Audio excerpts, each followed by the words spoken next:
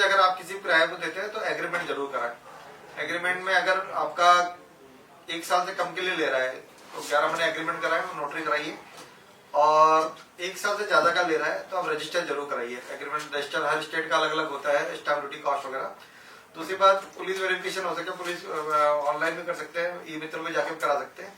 Online website पे जो किराएदार है उसका आधार कार्ड, पैन कार्ड लेके उसमें सबमिट कर लीजिए, ताकि पुलिस वेरिफिकेशन भी हो जाए। अगर कोई उसके खिलाफ कोई मामला होगा या कुछ आपराधिक गतिविधि में लिप्त होगा तो पुलिस आपको बता देगी। और एग्रीमेंट जरूर कीजिएगा। और सबसे इम्पोर्टेंट चीज, एग्रीमेंट के अलावा व्यक्ति को देखिए।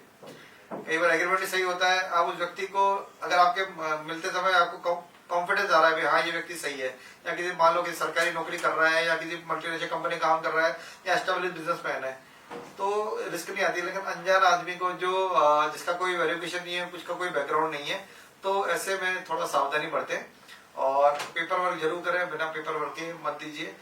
पहले के टाइम में ऐसा होता था, जो किराएदारी कानून होते थे मकान मालिक के पक्ष में नहीं होते थे, लेकिन अभी के किराएदारी कानून मकान मालिक के पक्ष में है। लेकिन एग्रीमेंट रजिस्टर्ड होगा तो ही आपकी बात सुनी जाएगी।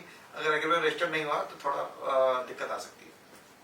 दर्शकों, आप टीवी स्क्रीन पर सामने देख रहे हैं कि रमेश टेलियानी जी के नंबर है। आप इस पर संपर्क करके उन्हें व्हाट्सएप के माध्यम से अपनी समस्या अवगत करा सकते हैं, डायरेक्ट कांटेक्ट कर सकते हैं। नंबर स्क्रीन पर है 9828118898। और हमारे स्वामी न्यूज के भी जो नंबर है उस पर भी आप व्हाट्सएप के माध्यम से अपने सवाल भेज सकते हैं 9610277776। इन नंबरों पर अपने सवाल भेज करके आप जवाब प्राप्त कर सकते हैं।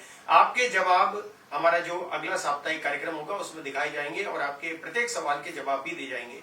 अगला सवाल देखते हैं। हमारे कोई दर्शक हैं, उनकी तरफ से लगातार आ रहे हैं क्योंकि आज से हमारा कार्यक्रम प्रारंभ हुआ है। एक लिख रहे हैं कि कमर्शियल प्रॉपर्टी कहाँ लेनी चाहिए। राजीव गुप्ता जी लिख रहे हैं। कमर्शियल प्रॉपर्टी लेने के 2 उद्देश्य होते हैं, एक होता है इन्वेस्टमेंट, एक होता है एंड यूज। अगर आप इन्वेस्टर हैं तो ऐसी जगह लीजिए, जैसे मैंने पहले बताया कि नए एरियाज में लेंगे तो आपको सस्ती पड़ेगी। लेकिन अगर आप चाहते हैं कि रेंटल इनकम भी है तो ऐसी जगह लेना पड़ेगा जहाँ पे गतिविधियां हो रही हो।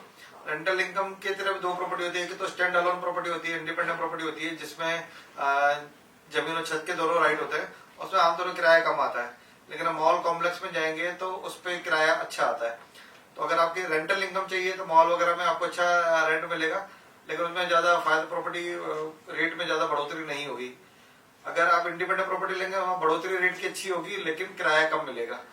और अगर आप एंड यूजर है तो वो डिपेंड करता है आप कौन सा बिजनेस करना चाहते हैं। मान लीजिए अगर किसी रिटेल का बिजनेस है तो मेन रोड की लेना सही रहता है। अगर कोई ऑफिस है तो कॉम्प्लेक्स में भी जा सकते हैं, बैकअप में भी जा सकते हैं। अगर हेल्थ केयर और एजुकेशन है तो कोई रेजिडेंशियल प्रॉपर्टी में भी कुछ हद तक आप कर सकते हैं काम। तो ये डिपेंड करेगा कि आपका उद्देश्य क्या है। तो उद्देश्य के बिना एग्जैक्ट बता पाना थोड़ा मुश्किल होगा। अगर आप प्रॉपर बता पाएंगे आपका उद्देश्य क्या है तो बताना आसान रहेगा।